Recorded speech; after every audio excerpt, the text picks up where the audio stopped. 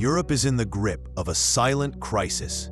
Energy prices are squeezing households, industries are struggling, and despite bold promises of independence, one country still holds sway over the continent's energy future: Russia. Welcome to Global Village, where we uncover the stories shaping our world. Today, we're diving into Europe's silent energy crisis and revealing how Russia continues to pull the strings. Hit that subscribe button and let's get started. In 2022, Europe faced an energy shock unlike anything since the 1970s oil crises. Russia's invasion of Ukraine sent gas and electricity prices skyrocketing. Households saw utility bills double or triple, businesses shut down, and governments scrambled to keep the lights on.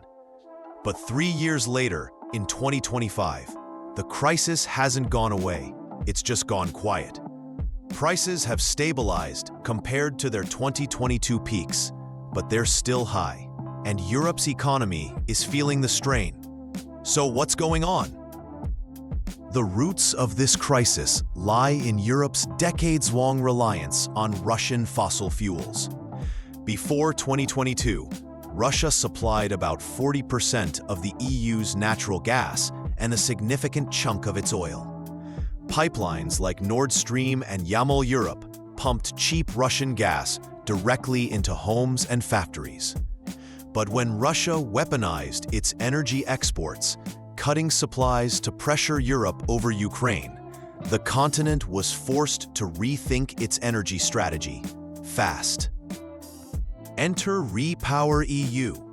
The European Commission's bold plan launched in May 2022 to break free from Russian fossil fuels.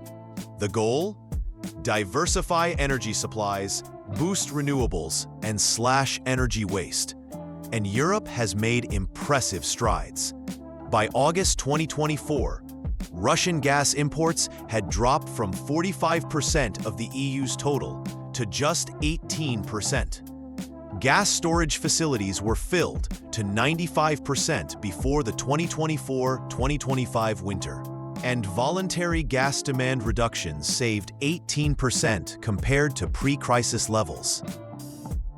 Europe turned to liquefied natural gas, or LNG, to replace Russian pipelines. Imports from the United States doubled between 2021 and 2022, while Norway, Qatar, and Azerbaijan stepped up. New LNG terminals popped up in Germany and the Netherlands, built in record time.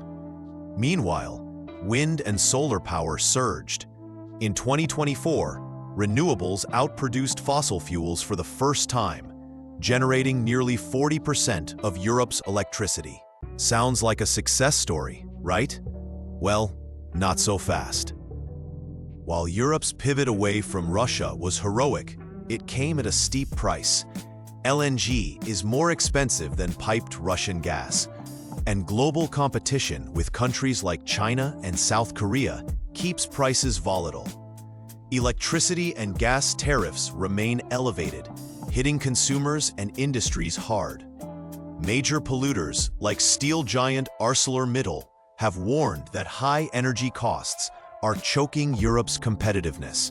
Some factories have relocated to regions with cheaper energy, costing jobs and economic growth. By mid-2023, Europe had spent €651 billion shielding consumers and businesses from soaring prices through subsidies, price caps, and tax breaks. That's more than the GDP of some EU countries. And while renewables are booming, they can't yet fill the gap when the wind doesn't blow or the sun doesn't shine. Nuclear and hydropower, which could help, have faced setbacks. France's nuclear fleet has been unreliable, and droughts have crippled hydro output. Now here's the kicker. Despite Europe's efforts, Russia hasn't vanished from the energy equation. In 2023, Russia still supplied 14.8% of Europe's gas, 8.7% via pipelines, and 6.1% as LNG. Countries like Hungary, Austria, and Slovakia remain heavily reliant on Russian gas through pipelines crossing Ukraine and Turkey.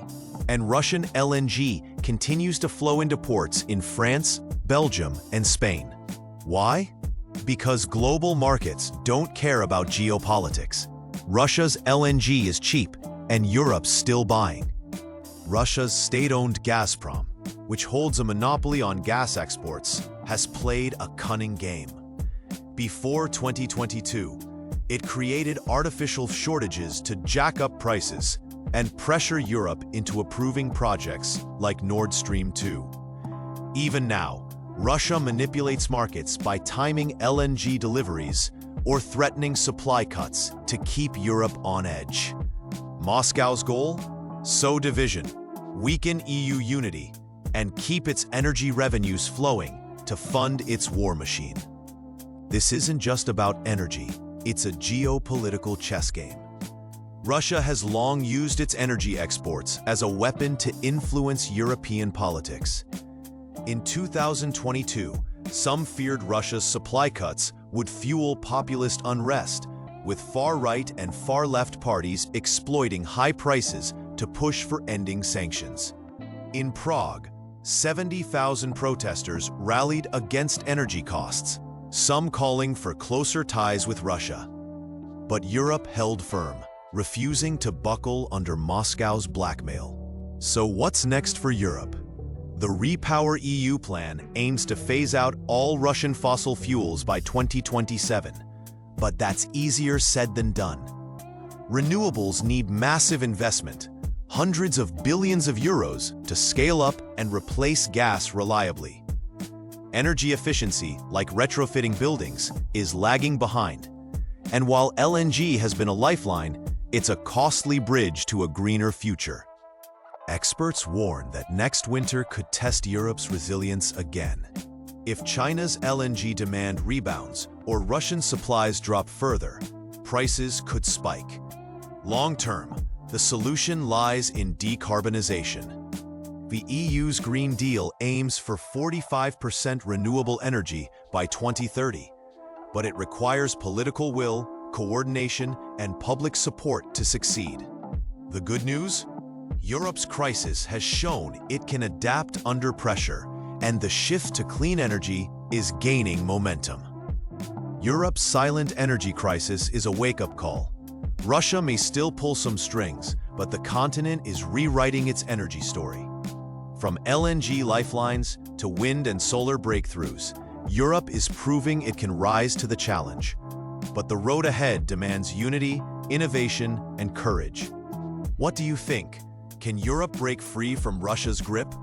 Drop your thoughts in the comments, share this video, and don't forget to like and subscribe for more deep dives into the issues shaping our world. Until next time, stay curious.